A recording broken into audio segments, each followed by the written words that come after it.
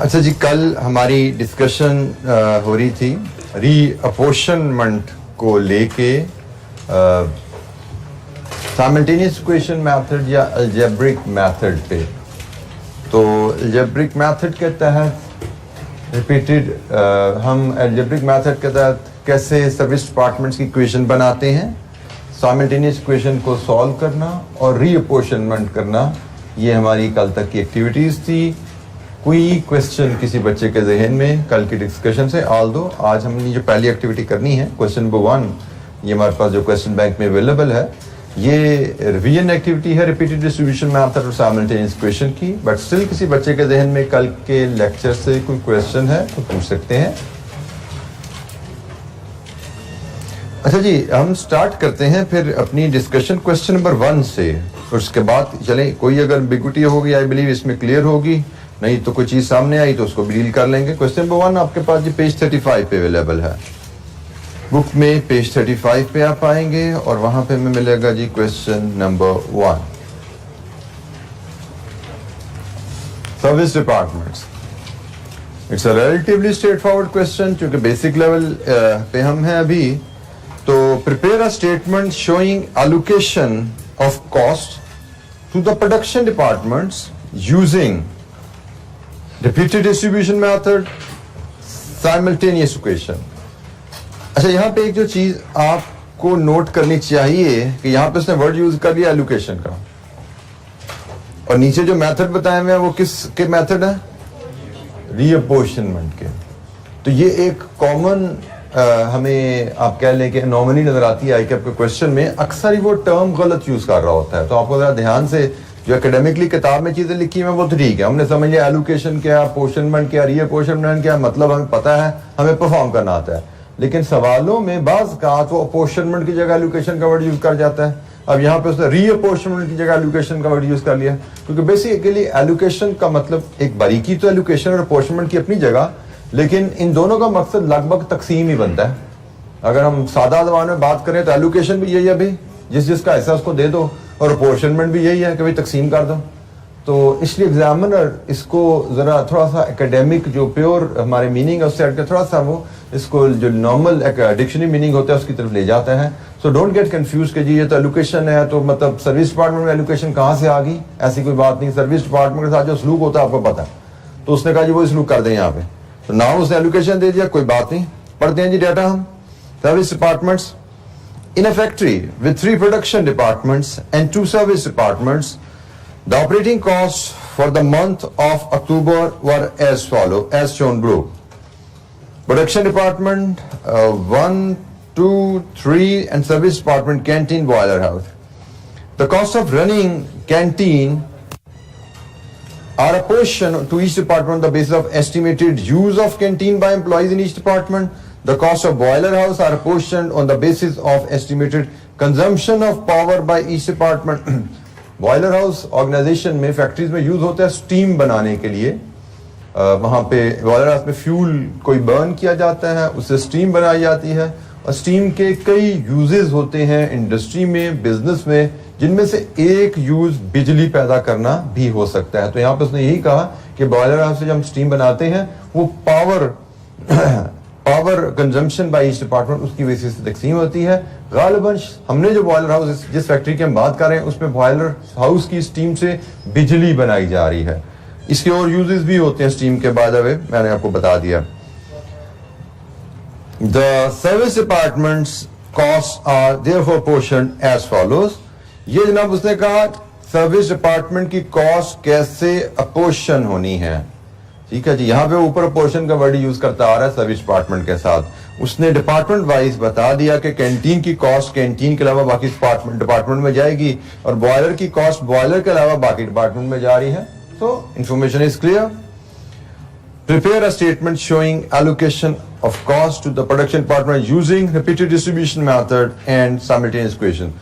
तो जनाब हम पहले रीअपोर्शनमेंट करते हैं रिपीटेड डिस्ट्रीब्यूशन मेथड से, उसके लिए फॉर्मेट बनाते हैं। अच्छा, यहाँ पे एक चीज और नोट करनी है आपने। हमने अभी तक जो सवाल देखे थे, जो इलस्ट्रेशन देखी थी, उस वक्त आपने रजिस्टर किया नहीं किया, आप जाके देखिएगा, तो उनमें उसने वर्ड यूज किया था बजटेड कॉस्ट, एस्टिमेटेड कॉस्ट का, जबकि यहां पे cost for the month of October है, ये पास्ट कॉस्ट जो इनकर हो चुकी है। नॉर्मली हमने जो बात सीखी थी वो बात ये थी कि हम जो ओवरहेड एब्जॉर्प्शन रेट बनाते हैं, ये सारी कहानी उसी के लिए निकली है ना कि overhead cost per unit calculate करने निकले हम। तो हमने बात की थी हम ओवरहेड एब्जॉर्प्शन रेट बजटेड या एस्टिमेटेड डाटा लेके बनाते हैं। तो एक्टम एग्जामिनर हमें बजटेड या एस्टिमेटेड डाटा देके ही ओवरहेड्स की वर्किंग करवाता है, लेकिन कभी कभार ऐसे जैसे उसने एक्चुअल डाटा दे दिया, कहता है एक्चुअल डाटा पे काम कर दीजिए, वही स्टेप एक्चुअल डाटा को लेकर परफॉर्म कर दीजिए, तो हमारे लिए कोई परेशानी की बात नहीं, स्टेप्स वही रहेंगे। नॉर्मली बजटेड डाटा पे किया जाता है कॉस्ट काउंटिंग में, लेकिन अगर एग्जामिनर हमें कहेगा एक्चुअल डाटा पे कर दो तो कोई बात नहीं, हम एक्चुअल डाटा पे वो स्टेप परफॉर्म कर देंगे। ठीक है, सो ये चीज ध्यान में रखना कि हाँ, अगर ऐसा है कि एग्जामिनर ने बजटेड डाटा भी दे दिया, एक्चुअल डाटा भी दे दिया और फिर का एब्जॉर्प्शन रेट निकालो, तो फिर आपको पता क्या करना है, फिर हमने बजटेड डाटा लेना। तो एक है बात के गाइडलाइन क्या है, तो गाइडलाइन है भी बजटेड डाटा को लेकर काम किया जाता है, और दूसरी बात है एग्जामिनर का क्या कह रहा है। अगर एग्जामिनर आपको छूट दे देता, जैसे मैंने कहा उसने एक्चुअल डाटा भी दे दिया, बजटेड डाटा भी दे दिया, उसने कहा जी ओवरहेड एब्जॉर्प्शन रेट बताओ, cost overhead cost per unit बताओ, तो अब ये आपके ऊपर है कि क्या बेहतर तरीका है, उस तरीकों को फॉलो करते हुए ओवरहेड कॉस्ट पर यूनिट बना लो। लेकिन अगर जैसे यहां पे उसने एक्चुअल डाटा दिया और कहा जी यहां इसके साथ ट्रीटमेंट करो, तो फिर एग्जामिनर की इंस्ट्रक्शन को फॉलो करेंगे। फिर आपको क्लास में क्या सिखाया गया, किताब में क्या पढ़ा था, वो मैटर नहीं करेगा। जब एग्जामिनर की स्पेसिफिक इंस्ट्रक्शन आ जाए कि भाई इस डाटा को लेके इस तरीके से काम करना है, तो फिर क्लास में क्या पढ़ा वो मैटर नहीं करेगा, जो एग्जामिनर ने लिख दिया उसको फॉलो करना है। ठीक हो गया, तो ये असूल बेसिक सा याद रखिएगा कि किसी भी पेपर में बैठे हो, किसी भी एग्जाम में बैठे हो, ये बेसिक असूल है कि आपने अपना नॉलेज उस हद तक अप्लाई करना है जिस हद तक एग्जामिनर आपको मौका दे, वो खामोशी इख्तियार करे। जहां पे वो चाहता है कि आप नॉलेज अप्लाई करो, जहां पे वो नहीं चाहता उसको क्लियर लिख देगा भी ऐसे चलना है। तो जब उसने लिख दिया ऐसे चलना है, वो बेशक आपकी टीचिंग के अगेंस्ट है, आपने जो सीखा उसके अगेंस्ट है, लेकिन आपने वहां पे उससे बहस नहीं करनी, क्योंकि एग्जामिनेशन हॉल में एग्जामिनर इज द किंग, जो कह दिया उसको फॉलो करो चुप करके। अच्छा जी, अब हमें फॉर्मेट बनाना पड़ेगा एलोकेशन अपोर्शनमेंट के लिए। एलोकेटेड और अपोर्शन ओवरहेड हमारे पास है, हमने री अपोर्शनमेंट करनी है। 3 प्रोडक्शन डिपार्टमेंट, 2 सर्विस डिपार्टमेंट, बड़ा स्टैंडर्ड सा हमारा फॉर्मेट है जी। क्वेश्चन नंबर 1 हम कर रहे हैं, और इस फॉर्मेट के तहत हमें 2 सर्विस डिपार्टमेंट्स और 3 प्रोडक्शन डिपार्टमेंट्स के कॉलम बनाने हैं। ये जनाब 2 service departments,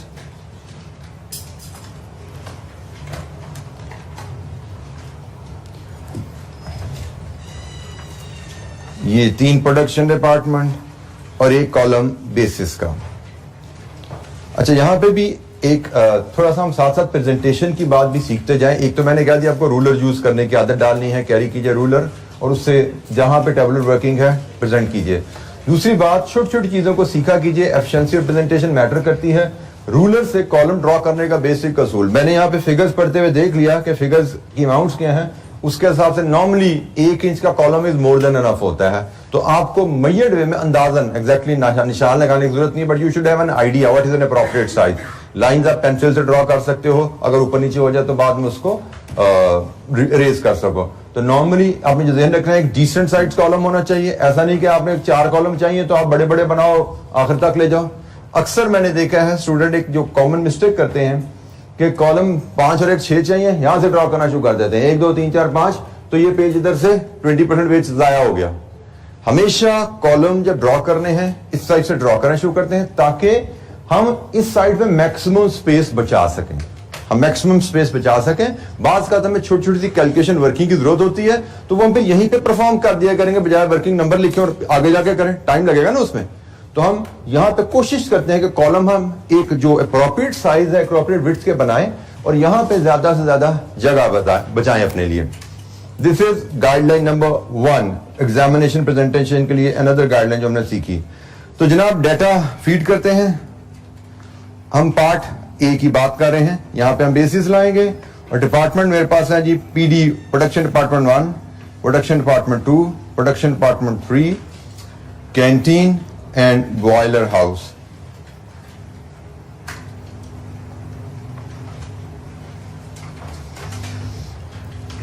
allocated and apportioned overheads जो मुझे गिवन है 700,000, 300,000, 400,000, 78,000, 100,000। लीजिए जी, ये हमारी एलोकेटेड एंड अपोर्शन कॉस्ट है। अब हमने रीअपोर्शनमेंट शुरू करनी है रिपीटेड डिस्ट्रीब्यूशन मेथड के तहत, और उसमें हमने कहा था 1 बाय 1 एक डिपार्टमेंट पकड़ेंगे। पहले कैंटीन आ रहा है तो मैं पहले कैंटीन से ही बात शुरू कर देता हूं, कैंटीन, और फिर बॉयलर हाउस आएगा।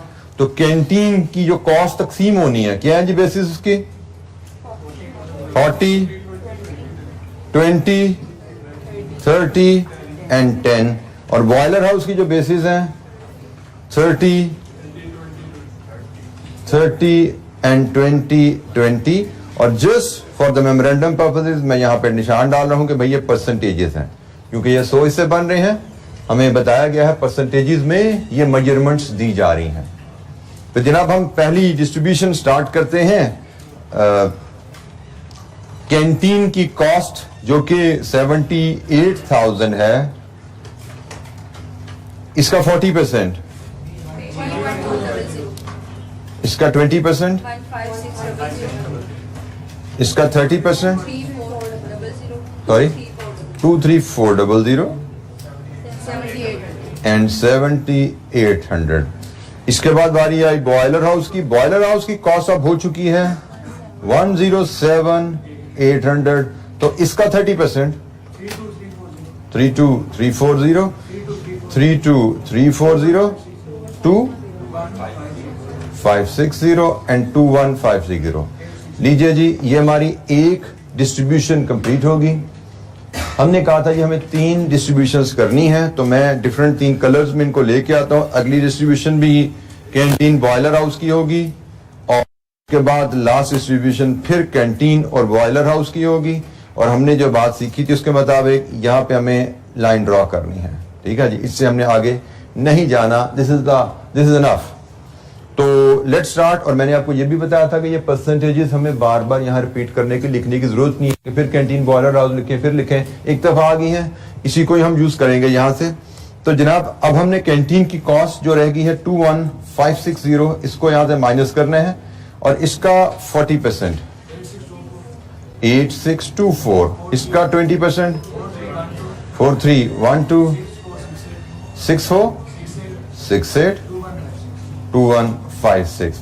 अब बारी आई बॉयलर हाउस की। बॉयलर हाउस की कॉस्ट 2156 रह चुकी है, इसको तकसीम करेंगे 30%, 647, 647, 20%, 431, 431। अच्छा, यहाँ पे एक चीज और याद कर लीजिएगा, ख्याल कर लीजिएगा कि जब आप तकसीम कर रहे हैं तो जनरली मैंने शायद पहली क्लास में तो आपसे रिपीटेड डिस्ट्रीब्यूशन करते हुए डेसिमल्स लगा लिए थे। डेसिमल्स की जरूरत होती ही नहीं है। हम जब रुपीज में फिगर लिख रहे हैं हम राउंड ऑफ करके लिखते हैं। पहली बात, जब राउंड ऑफ करके लिख रहे हैं वैल्यूज को राउंड ऑफ करके लिख रहे हैं, तो देयर इज अ पॉसिबिलिटी कोई राउंडिंग ऑफ डिफरेंस भी आ जाए।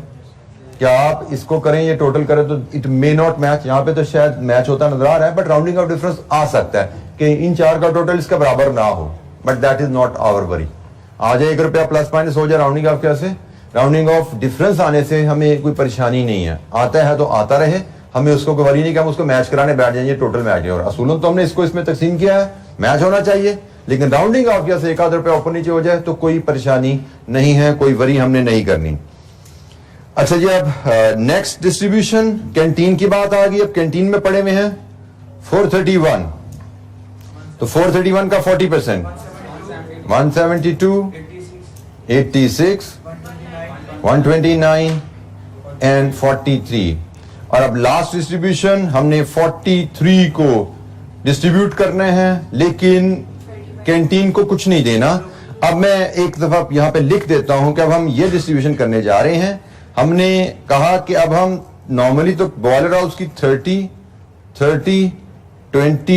20 था, लेकिन अब हमने कहा जी हमने आखिरी सर्विस डिपार्टमेंट को हिस्सा नहीं देना, तो अब ये है जी रेशियो जिसमें अब तकसीम होने जा रहे हैं। अब हमने 30 30 20 इतने हिस्से करने हैं, अब हमने 80 हिस्से करने हैं। ठीक हो गया। अब ये परसेंटेज नहीं रहा, अब ये 30/80 है, 30/80 है एंड 20/80 है। तो जनाब 43 का 30/80 16 16 एंड 11। लीजिए जी, ये हमारे डिस्ट्रीब्यूशन कंप्लीट है। अब यहाँ पे हम टोटल ओवरहेड जो हमसे कहा गया है वर्कआउट कर सकते हैं। ये भी 0 है, ये भी 0 है, तो सम कीजिए 772,999 353,001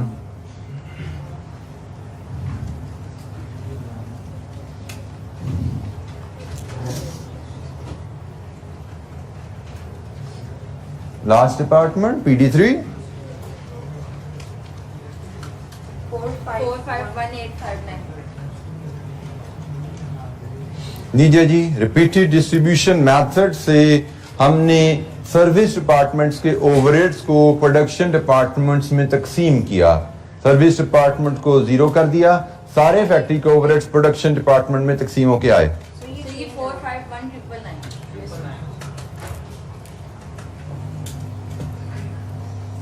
जी, एनी क्वेश्चन, कोई सवाल? रिपीटेड डिस्ट्रीब्यूशन मेथड की हमने एक एक्टिविटी की।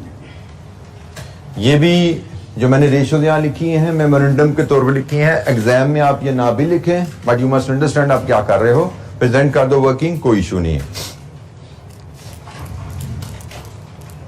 कोई सवाल? जी बेटा। एब्रीविएशन बिल्कुल एग्जामिनेशन में न्यूमेरिकल में हमें पास पेपर का सलूशन देखते हैं तो हमें एब्रीविएशन एग्जामिनर के सलूशन में नजर आती हैं, फार्मूलाज में भी नजर आती हैं और बाज़ का हमें इसरा कॉलम के टॉप पे भी नजर आती हैं। तो यस, हम यूज कर सकते हैं, कोई हर्ज नहीं है।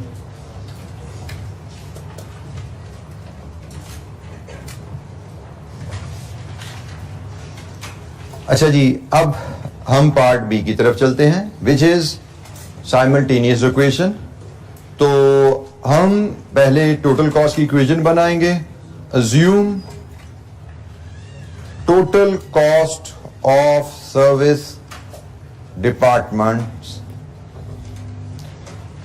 कैंटीन एंड बॉयलर हाउस, ये 2 डिपार्टमेंट्स हैं जी। और हम कैंटीन की कॉस्ट को सी ले लेते हैं, बॉयलर हाउस की कॉस्ट को बी ले लेते हैं। तो जनाब कैंटीन की कॉस्ट की इक्वेशन क्या बनेगी? हमने जो चीज सीखी है, its own cost plus share from boiler house. तो बॉयलर हाउस ने कैंटीन को कितना हिस्सा दिया? बॉयलर हाउस ने कैंटीन के लिए कितना काम किया? 20%। मैं बार बार कह रहा हूं, जुमला जो मैं बोल रहा हूं उसको सुना करो, उसके मुताबिक इंफॉर्मेशन पिक किया करो। ये कॉमन मिस्टेक है, ए के साथ बी की वैल्यू और बी के साथ ए की वैल्यू लगा देना। सो केयरफुली जुमला बोला करें, जहन में वॉइस किया करें, उसके मुताबिक जज किया करें। बॉयलर हाउस ने कैंटीन के लिए कितना काम किया? 20%। तो जनाब ये हमारी इक्वेशन बनी बॉयलर हाउस की, कैंटीन की। बॉयलर हाउस के लिए हम इक्वेशन बनाते हैं, बॉयलर हाउस का अपना खर्चा प्लस कैंटीन ने बॉयलर हाउस के लिए कितना काम किया? कैंटीन ने बॉयलर हाउस के लिए 10% काम किया। ये हमारी साइमल्टेनियस इक्वेशन सर्विस डिपार्टमेंट्स की बन गई। सर्विस डिपार्टमेंट्स की इक्वेशंस बनाना, इनको सॉल्व करेंगे तो सॉल्व करके सी और बी की value 100,000 and B is equal to 110,000 110,000 जी, एग्रीड जी। सी कैंटीन की total cost after reapportionment is 100,000 and boiler house की total cost after reapportionment is 110,000। अब इन वैल्यूज को लेके हमने रीअपोर्शनमेंट करनी है और रीअपोर्शनमेंट का फॉर्मेट अब हमारा बहुत ज्यादा लंबे कॉलम हमें बनाने की जरूरत नहीं है क्योंकि एक स्टेप में ये काम खत्म हो जाना है। तो जनाब ये हम 2 सर्विस डिपार्टमेंट्स, 3 प्रोडक्शन डिपार्टमेंट्स,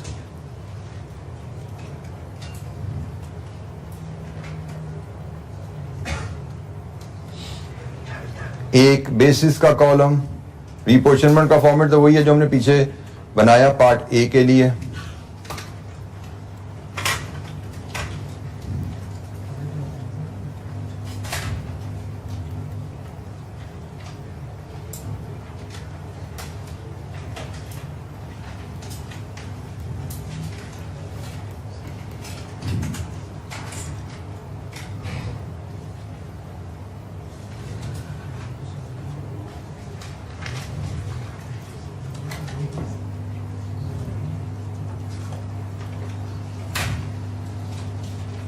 नीचे जी एलोकेटेड अपोर्शन ओवरहेड हमारे पास हैं। कैंटीन और बॉयलर हाउस की कॉस्ट को तकसीम करना है। कैंटीन की बेसिस हैं 40, 20, 30 एंड 10 और ये परसेंटेजेस हैं। और बॉयलर हाउस की बेसिस हैं 30, 20 एंड 20, ये भी परसेंटेजेस में है। तो जनाब हम कैंटीन की कॉस्ट लेकिन अब जो हमने तकसीम करनी है वो है 100,000, जो हमने स्टेप 2 में वर्कआउट किया, इक्वेशन को सॉल्व करके वर्कआउट किया। 100,000 को 40%, 40,000, 20,000, 30,000 एंड 10,000। और अब हमने बॉयलर हाउस की 1,10,000 की कॉस्ट को तकसीम करना है। 1,10,000 बॉयलर हाउस की कॉस्ट वर्कआउट की थी, इसका 30%, 33,000, 33,000, 22,000 एंड 22,000। अब हम यहाँ पे जब क्लोज करके टोटल करते हैं तो हम देखते हैं कि ये भी जीरो, ये भी जीरो, ये 700, 773,000, 353,000, 452,000। और आप जस्ट फॉर योर अंडरस्टैंडिंग आप इसके आंसर को यहां पे कंपेयर करके देखते हैं तो सिर्फ ₹1 का डिफरेंस आ रहा है हर वैल्यू में। ठीक है जी, हर वैल्यू में आपका एक रुपए का ही फर्क है, जो कि सिर्फ इस वजह से कि हमने तीन स्टेजेस पे कट किया। 3 स्टेप्स के बाद पिछला सवाल खत्म, पार्ट ए खत्म किया था। अगर चौथा स्टेप कर लेते तो शायद ये डिफरेंस डेसिमल्स में आ जाता, but that is not objective. हमारा एग्जामिनेशन पॉइंट ऑफ व्यू से ये आंसर कंप्लीट है एंड वी शुड एक्सपेक्ट के फुल बटा फुल मार्क्स हमें मिलेंगे। इवन चार्ज डिस्ट्रीब्यूशन भी कर देंगे तो it will not earn us extra mark. हमारे मार्क वही जो है पूरे 3 डिस्ट्रीब्यूशन पे इंशाअल्लाह हो जाया करेंगे। तो लीजिए जी, हमारा पार्ट बी भी कंप्लीट हुआ। हमने जो रीअपोर्शनमेंट की एक्टिविटी सीखी थी उस पे हमने थोड़ी सी प्रैक्टिस की। Any question?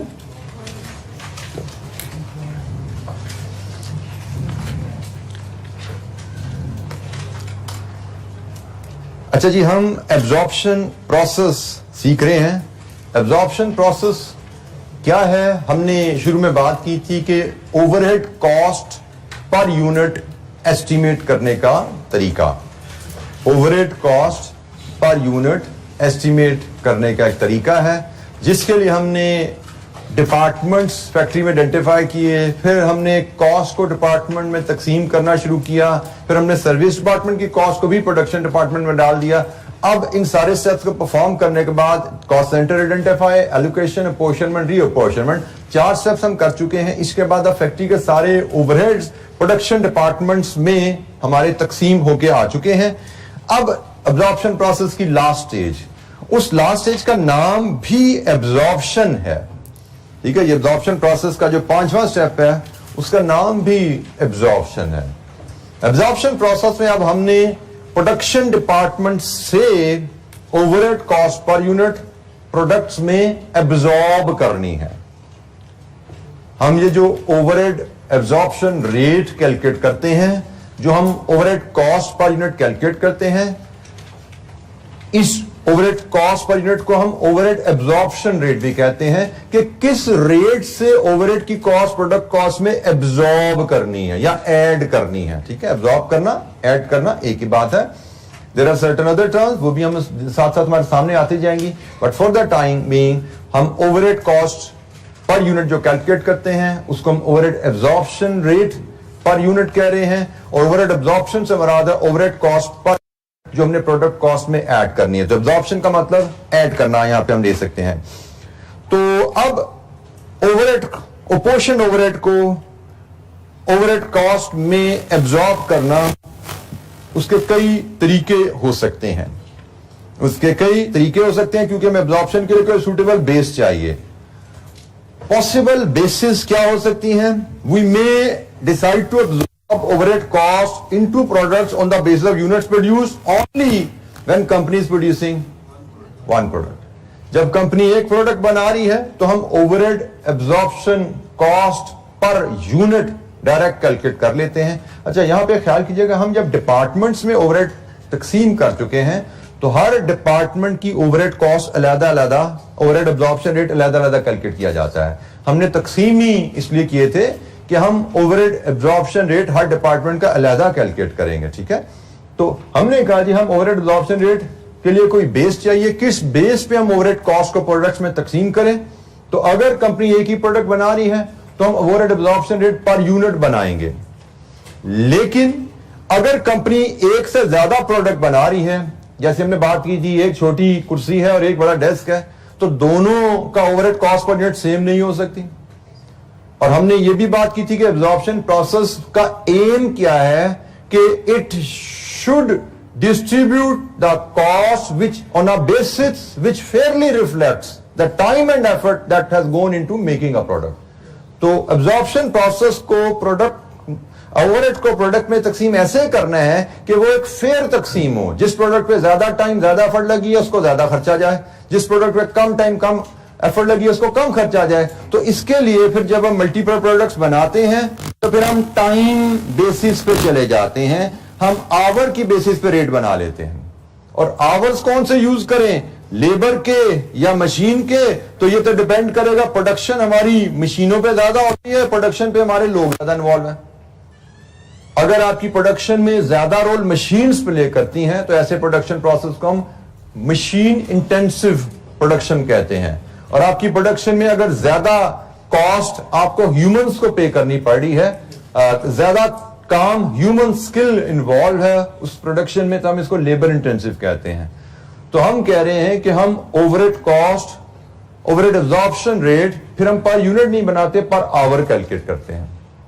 लेट्स अज्यूम मेरे पास एक डिपार्टमेंट है, मैं एक डिपार्टमेंट की बात करूं, डिपार्टमेंट एक्स की बात करूं मैं, अगर से डिपार्टमेंट एक्स है और वो मशीन इंटेंसिव है, तो इसलिए मैंने उसकी बेसिस मशीन आवर डिटरमाइन की है कि मैंने भाई इसका overhead absorption rate machine our base पे करना है। फॉर्मूला यही रहता है जो हमने पहले सीखा था, बट फॉर्मूला अब ये हर डिपार्टमेंट के लिए अलग-अलग अप्लाई होगा, लेकिन नीचे हम बेस लेंगे जो भी मुनासिब है। वो यूनिट्स हैं, वो मशीन आवर हैं, वो लेबर आवर हैं। अगली बेसिस की बात हम बाद में करेंगे, उनको फिलहाल हम होल्ड कर रहे हैं, ये लेटर हम इस पे बात कर लेंगे। अभी हम पहली 3 बेसिस के हिसाब से ही अपनी डिस्कशन को कैरी करेंगे आगे। तो मैंने डिपार्टमेंट एक्स के let's assume after allocation, apportionment, reapportionment उसके ओवरहेड्स आए जी 1,50,000। और मैंने देखा मेरी फैक्ट्री में डेस्क बनाने में, चेयर बनाने पे टोटल टाइम जो लगेगा वो 1,00,000 मशीन आवर्स हैं। तो मेरा यहां से ओवरहेड एब्जॉर्प्शन रेट क्या आएगा, ₹1.5 पर मशीन आवर।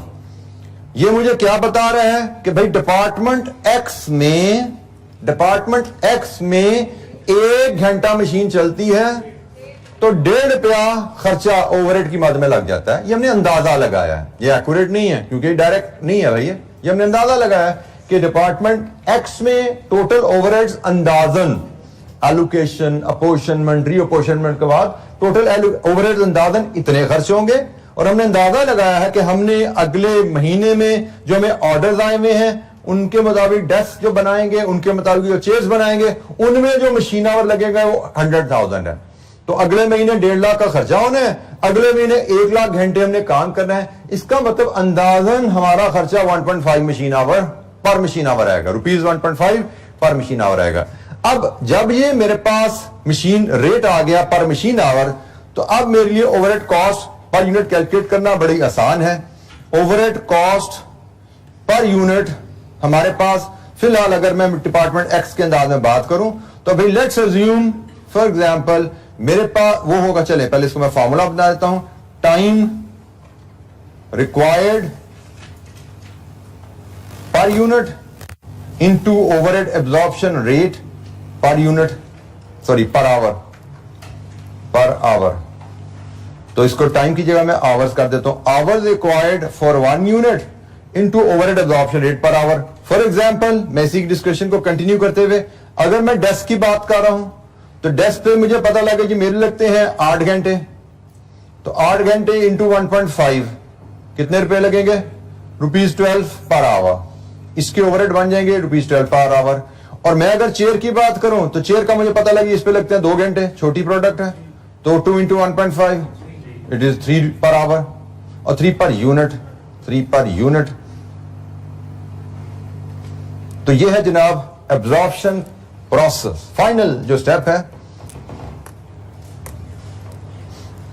अगर तो हम एक प्रोडक्ट बना रहे हैं ना, फिर तो जब हम रेट निकालेंगे ये डायरेक्ट रेट ही पर यूनिट आ जाता है. अगर हम एक प्रोडक्ट बना रहे हैं तो हमारी बेस फिर होगी यूनिट्स, हमारी बेस यूनिट होगी. हम ये direct overhead cost per unit निकाल लेते हैं, यहां से direct overhead cost per unit निकाल लेते हैं. लेकिन अगर हमने बेस सिलेक्ट किया आवर, फिर overhead cost per unit 2 step में आती है. पहले स्टेप में आप overhead absorption rate per our निकालते हो और फिर जिस प्रोडक्ट की कॉस्ट चाहिए उसका टाइम लिया, रेट से मल्टीप्लाई कर दिया.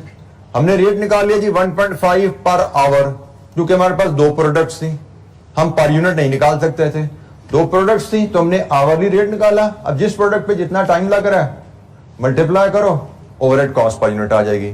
सो ये है हमारा जी आखिरी एब्जॉर्प्शन प्रोसेस का स्टेप.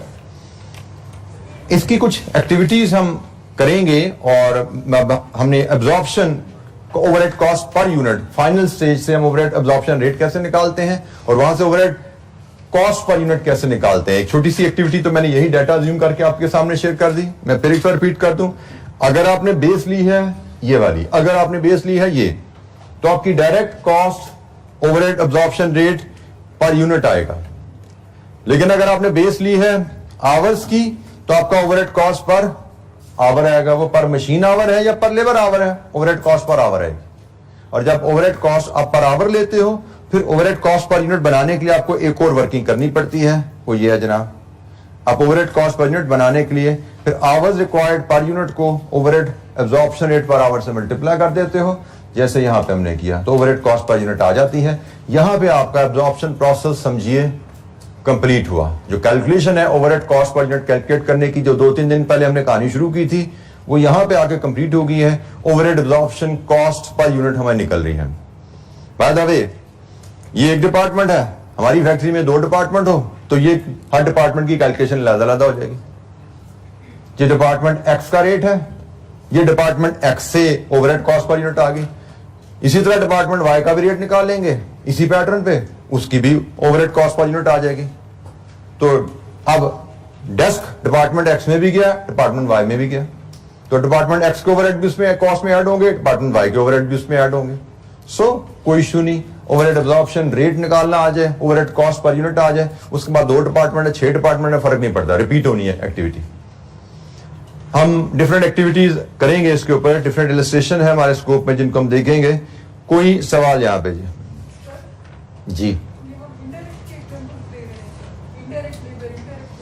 बेटा हम ओवरहेड्स की बात कर रहे हैं. ओवरहेड्स क्या होते हैं?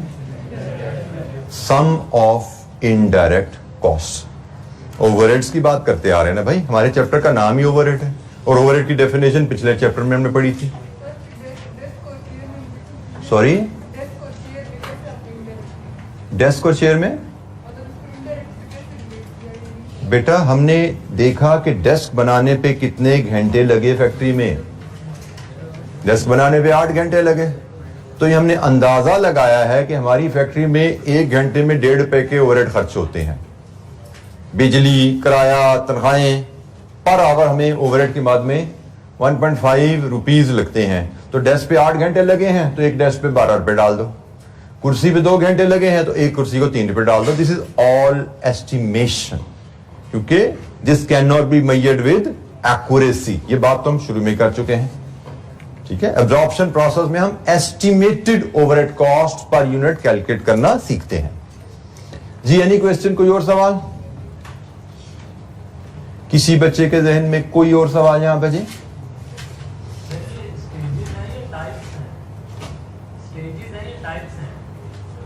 कहाँ बेटा 5 स्टेप्स हैं, 5 स्टेप्स हैं जिनको लेके हम ओवरहेड कॉस्ट पर यूनिट पे पहुंचे।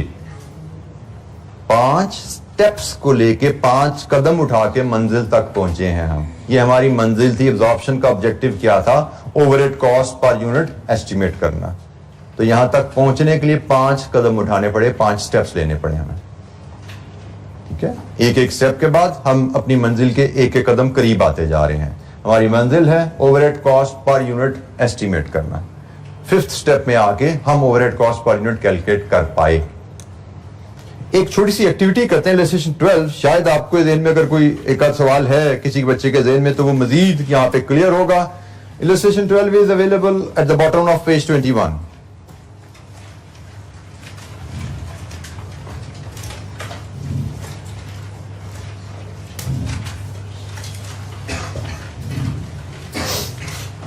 ये जी इलस्ट्रेशन 12 है। सबसे पहले रिक्वायरमेंट पढ़ते हैं। हमें रिक्वायरमेंट में कहा गया जी calculate overhead cost absorbed in each unit of product X. Overhead cost per unit of product X बताना है और cost per unit of product x भी बताना है।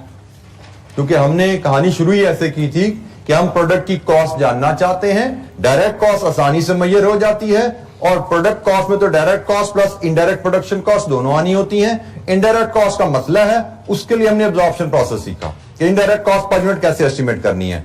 तो इस क्वेश्चन में गालिबन डायरेक्ट कॉस्ट का डाटा भी गिवन होगा। उसने हमसे कहा जी ओवरहेड कॉस्ट पर यूनिट बताइए क्या है, एस्टिमेट कीजिए और फिर डायरेक्ट कॉस्ट में ऐड करके कॉस्ट पर यूनिट भी बताइए। तो let's read the data. Illustration 12। J Limited is a manufacturing company producing product X which has the following cost card. Cost card से मुराद a statement which has cost per unit information. Cost card से मुराद एक statement छोटी सी जिसमें cost per unit की information होती है। तो ये जनाब cost per unit की information है। डायरेक्ट लेबर 5 रुपए के हिसाब से 20 रुपए, डायरेक्ट मटेरियल 2 रुपए का 2 किलो 5 रुपए के हिसाब से 10 रुपए, डायरेक्ट एक्सपेंसेस 2 रुपए, prime cost sum of direct cost को प्राइम कॉस्ट कहा जाता है। तो उसने कहा जी प्राइम कॉस्ट 32 है इसकी। इसके बाद वो कहता है जी JS limited produces and sales 2000 units in a month. महाना 2000 यूनिट बनाती है। JS absorbed overheads based on the number of units. उसने एब्जॉर्प्शन की बेसिस भी बता दी। नंबर ऑफ यूनिट्स की बेसिस पे ओवरहेड एब्जॉर्ब किए जाते हैं JS कंपनी में। Based on the past experience, JS Limited estimates monthly overheads. ये monthly production estimated है, ये monthly production है और ये monthly overheads आगे will be as follows: heating, power, maintenance and total requirement overhead cost per unit बनाए। अच्छा ये तो बड़ी सिंपल सी कहानी है। एक प्रोडक्ट और एक ही डिपार्टमेंट है, कोई मल्टीपल डिपार्टमेंट नहीं है। ये तो वो बेसिक फॉर्मूला जो हमने सीखा था ना, यहां पे तो वही लग जाएगा। हम इससे उसने कहा जी overhead cost absorbed in each unit निकालिए, मतलब हमें ओवरहेड एब्जॉर्प्शन रेट निकालना है। तो ओवरहेड एब्जॉर्प्शन रेट इलस्ट्रेशन 12 में बेसिक फार्मूला के मुताबिक निकलेगा overhead absorption rate per unit. क्योंकि उसने कहा क्वेश्चन में कह दिया एब्जॉर्प्शन आप पर यूनिट की बेसिस पे करते हो, आपका रेट पर यूनिट होता है तो हम डायरेक्ट पर यूनिट की बेस पे कैलकुलेट कर रहे हैं। ये होंगे जी आपके budgeted monthly production overheads divided with budgeted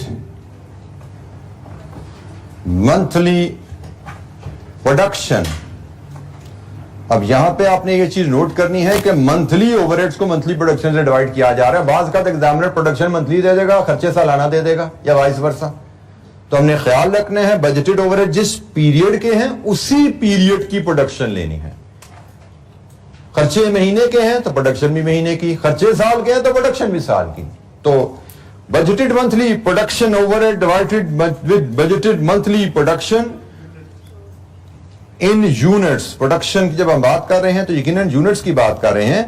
तो जनाब हमारे पास खर्चा कितना है ओवरहेड्स की मद में ₹11,000 और बजटेड प्रोडक्शन हमारी 2000 यूनिट्स हैं। यहां से overhead absorption rate 5.5 per unit है जी, ये ठीक है जी 5.5 पर यूनिट आ गया। This is answer to part 1। हमारा पहला हिस्सा यहां पे खत्म हुआ। ओवरहेड कॉस्ट पर यूनिट बताइए। कंपनी की पॉलिसी है overhead absorption rate per unit बनाए जाते हैं, तो overhead absorption rate per unit is equal to overhead cost per unit. तो 5.5 रुपीज, ये पहला पार्ट हो गया। दूसरा पार्ट हमें कहा गया जी प्रोडक्ट कॉस्ट बताइए। तो भाई प्रोडक्ट कॉस्ट जो होती है वो होती है प्राइम कॉस्ट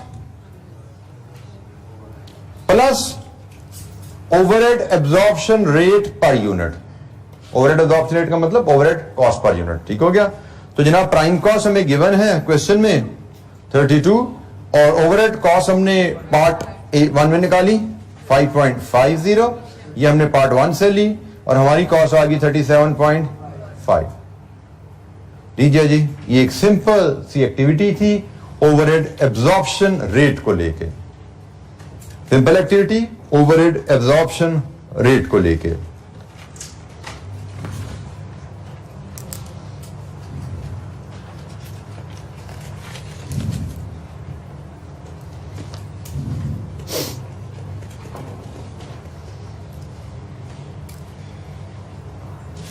अच्छा जी, अब हम थोड़ी सी एक बेसिक एक्टिविटी है लेकिन इससे एक स्टेप आगे जाके इलस्ट्रेशन नंबर 13 देखते हैं।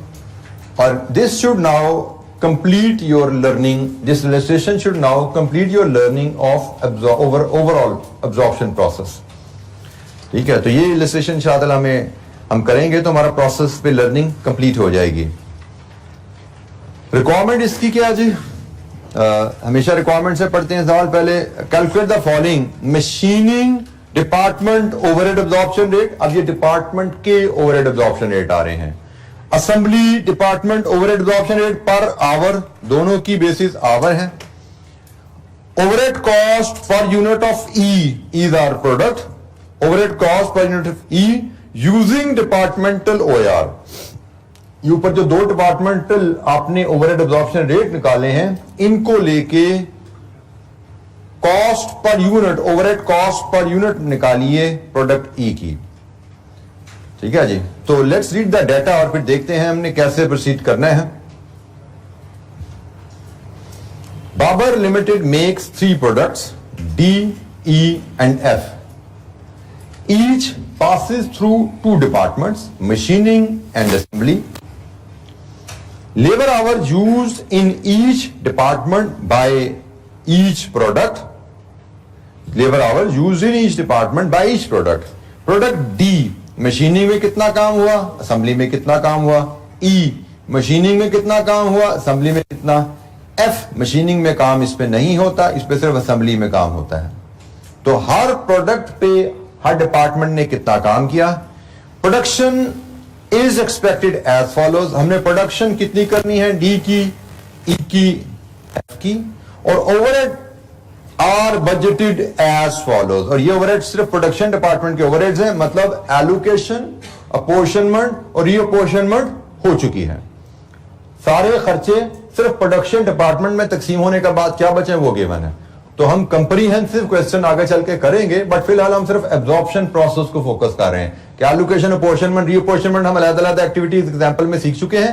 अब ये उसकी बात की कहानी है कि एलोकेशन, अपोर्शनमेंट, रीअपोर्शनमेंट के बाद आपस प्रोडक्शन डिपार्टमेंट में ये 2 खर्चे बचे हैं, 2 डिपार्टमेंट के खर्चे हैं। और अब हमसे कहा जा रहा है जी यहां से आगे जो एब्जॉर्प्शन प्रोसेस है, एब्जॉर्प्शन प्रोसेस क्या होता है?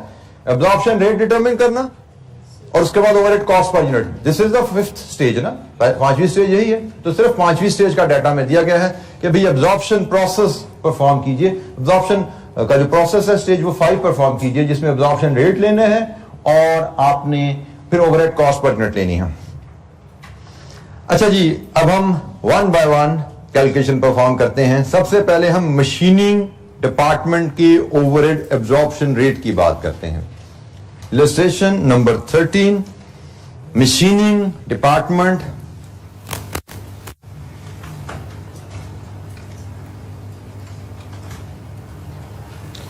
overhead absorption rate per hour। तो इसका फॉर्मूला जो रहेगा वो रहेगा जी बजटेड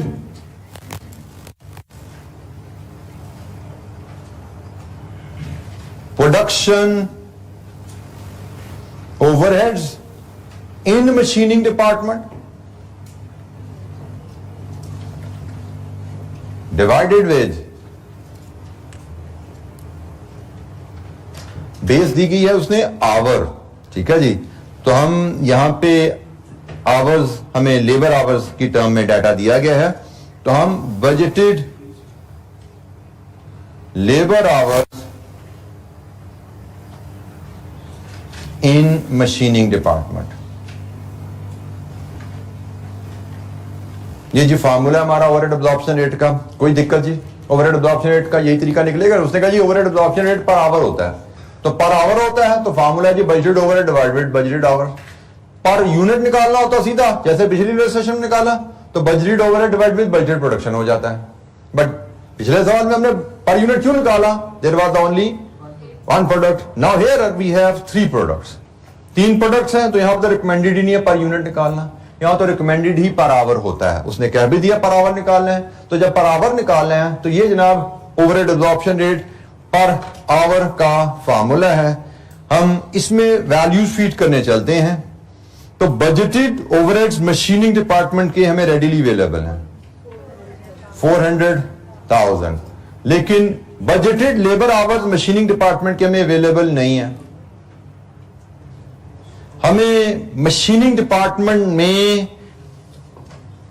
कितने घंटे काम करना है ये हमें नहीं पता, इसके लिए हम एक छोटी सी वर्किंग बनाते हैं। अच्छा यहां पे ना, अब वर्किंग में फिलहाल तो मैं वर्किंग बड़ी एलैबोरेटेड बना रहा हूं ताकि आप चीजों को ऑब्जॉर्व कर सकें, लेकिन with the passage of time जब हम एक कॉन्सेप्ट समझ लेते हैं वर्किंग के पीछे क्या है, तो हम वर्किंग को एफिशिएंटली रिप्रेजेंट कर सकते हैं। जैसे ये वर्किंग मैं चाहता तो मैं इस फॉर्मूले में यहीं पे बना देता, मैं यहीं पे कैलकुलेट कर देता अपना टाइम बचाने के लिए। एक लाइन की वर्किंग होती है मेरी, और ये मैं यहीं पे कैलकुलेट कर देता, काफी होती। लेकिन आपको सिखाने के लिए इसको नंबर देके मैं आगे लेके जा रहा हूं, लेकिन शायद अगले सवालों में मे भी एक आध सवाल के बाद मैं इसको एक लाइन में ले आऊं, क्योंकि आई वुड अंडरस्टैंड कि अब आप चीज को समझ चुके हैं। अब मैं एक लाइन में प्रेजेंट कर दूं तो आपको कोई इसमें हर्ज नहीं होगा। अच्छा, ये वर्किंग जो बनेगी, मुझे चाहिए मशीनिंग डिपार्टमेंट में मैं कितने घंटे काम करूंगा, तो ये डिपेंड करता है कि मुझे मशीनिंग डिपार्टमेंट में कितनी प्रोडक्ट्स बनानी है और उनके कितने यूनिट्स मैं बनाऊंगा, और आवर पर यूनिट क्या है, और यहां से मैं बजटेड आवर्स बना पाऊंगा हर प्रोडक्ट के अलग-अलग। तो फिलहाल मैं बड़ी डिटेल वे में ये वर्किंग प्रेजेंट कर रहा हूं आपके सामने, जो मैं एक लाइन में कर सकता हूं। तो मशीनिंग डिपार्टमेंट में मैं कितनी प्रोडक्ट्स बना रहा हूं? 2, डी एंड ई। कितने यूनिट्स बन रहे हैं? डी के 2000 और ई के 4000। आवर्स पर यूनिट कितने लगते हैं डी में? 2 एंड 4। टोटल आवर्स डी में कितने लगेंगे? 4000 और 16000। इसका मतलब हमारे पास मशीनिंग डिपार्टमेंट में टोटल 20,000 घंटे लगेंगे।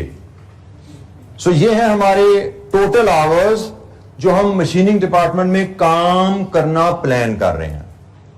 हमारा प्लान है कि हम मशीनिंग अगले महीने में या अगले साल, जिस भी पीरियड का ये डाटा है, बताया उसने महीना साल नहीं बताया, उसने बजट लिख दिया, महीने का साल का मैं नहीं पता, तो कोई इशू नहीं। अगले हम अज्यूम करते हैं कि अगले साल का बजट है, तो अगले साल में हम प्लान कर रहे हैं, हम फैक्ट्री को चलाएंगे 2000 यूनिट डी बनाने के लिए और 4000 यूनिट ई बनाने के लिए।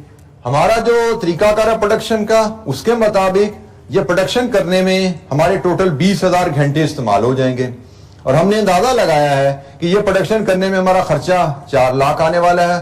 तो खर्चा डिवाइडेड विद आवर्स 20,000, तो हमारा रेट क्या आया? ₹20 पर आवर। ये हमारा पहला पार्ट था, ठीक है जी। पर आवर रेट बताइए, तो मशीनिंग डिपार्टमेंट का overhead absorption rate per our या ओवरहेड कॉस्ट पर आवर ₹20 है। बिल्कुल इसी वर्किंग को हमें रिपीट करना है डिपार्टमेंट, असेंबली डिपार्टमेंट के लिए। किसी स्टूडेंट को इस कैलकुलेशन में कोई क्लैरिटी चाहिए, कोई चीज समझ नहीं आई, पूछिए। मैंने कोशिश की जितनी डिटेल में चीजों को खोल के लिख सकूं आपके सामने, बट फिर भी कोई चीज। अच्छा, by the way overhead absorption rate per our जब हम निकालने जा रहे हैं तो हमारे एग्जाम में ये फार्मूला लिखना रिक्वायर्ड नहीं है। ये फार्मूला मैंने सिर्फ आपकी मेमोरी के लिए लिखा। अब मैं असेंबली डिपार्टमेंट के लिए मैं फार्मूला नहीं लिख रहा, मैं डायरेक्ट वैल्यूज फीड कर रहा हूं। तो असेंबली डिपार्टमेंट की कॉस्ट कितनी है ओवरहेड की? 600,000। और इसके लिए मैं वर्किंग 2 इसी पैटर्न पे बना लेता हूं जिस पैटर्न पे हमने बनाई वहां ऊपर। तो यहां पे जी हम प्रोडक्ट्स लेंगे, इनके यूनिट्स लेंगे, फिर आवर पर यूनिट लेंगे और हम यहां से बजटेड आवर्स ले पाएंगे। कितनी प्रोडक्ट्स बनी है जी असेंबली में? 3, DEF। यूनिट्स कितने बनने हैं? 2000, 4000, 1000। टाइम पर यूनिट असेंबली में 2 hours, 1 hours, 8 hours. Total time लगेगा 4000, 4000, 8000, दिस इज 16,000। तो इसका मतलब हम जो प्रोडक्शन करने जा रहे हैं उस प्रोडक्शन के लिए हमें असेंबली डिपार्टमेंट को 16,000 आवर्स चलाना पड़ेगा। तो जनाब इसका overhead absorption rate is 600,000 over 1600,000 hours. कितना जी? 37.50 रुपीज पर आवर। ये जी डिपार्टमेंट असेंबली का ओवरहेड एब्जॉर्प्शन रेट आ गया। हमसे कहा गया था दोनों डिपार्टमेंट्स के overhead absorption rate per our बताइए।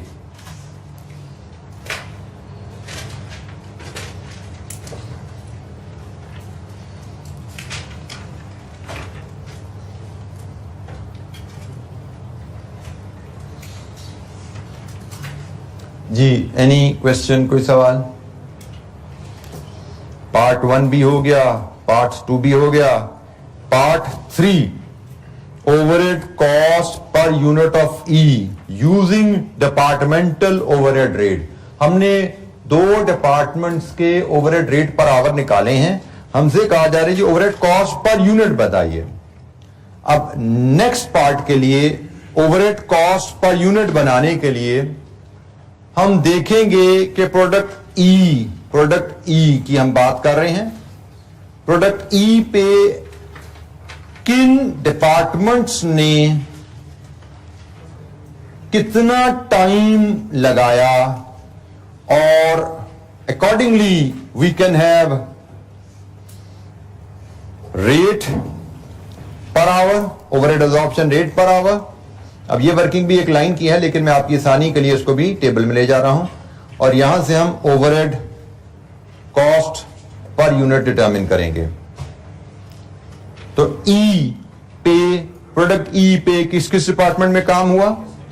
प्रोडक्ट ई पे मशीनिंग में भी काम हुआ, प्रोडक्ट ई पे असेंबली में भी काम हुआ।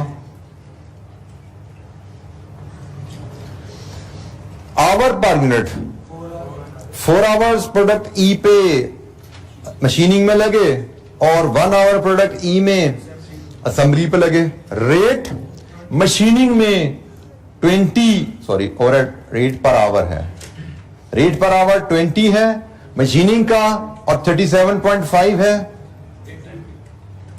ये जनाब पार्ट 1 से आया, ये पार्ट 2 से आया। और इसके मुताबिक हमारी ओवरहेड कॉस्ट प्रोडक्ट ई के लिए असेंबली डिपार्टमेंट में 80 है और मशीनिंग 80 है, असेंबली की 37.5 है। टोटल हो गया 117.50।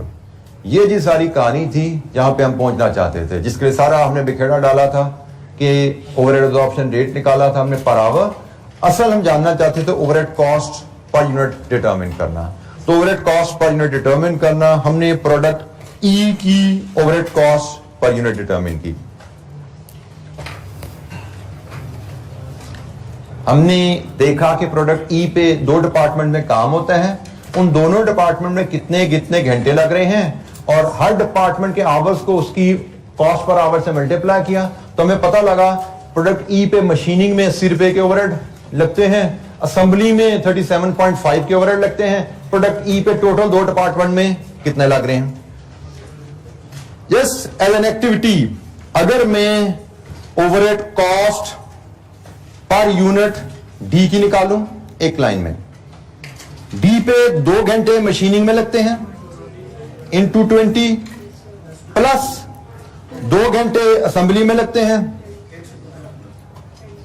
तो टोटल कितना बना 115 पर यूनिट। ये हम प्रेजेंटेशन जो टेबल में थी ना, तो उसको मैंने एक कॉलम में की, दोनों एग्जाम पॉइंट से फुल बटा फुल नंबर है, ठीक है। तो हमें आइंदा इस तरह की प्रेजेंटेशन कर लिया करेंगे, ये मैंने पहले आपको सिर्फ समझाने के लिए बताई। इसी तरह अगर मुझे यहां पे overhead cost per unit of F निकालनी पड़े, तो उसमें तो सिर्फ 8 घंटे लग रहे हैं असेंबली डिपार्टमेंट में। कितनी जी 300 पर यूनिट। तो ओवरहेड कॉस्ट पर यूनिट, वो जो बात थी कि एम है कि Fairlie time and effort reflect हो जाएं, तो हमने जो ओवरहेड एब्जॉर्प्शन का प्रोसेस सीखा, जो ओवरहेड एब्जॉर्प्शन रेट डिटरमिन करना सीखा, उसकी मदद से ओवरहेड कॉस्ट पर यूनिट हम ले रहे हैं। कोई सवाल यहां तक?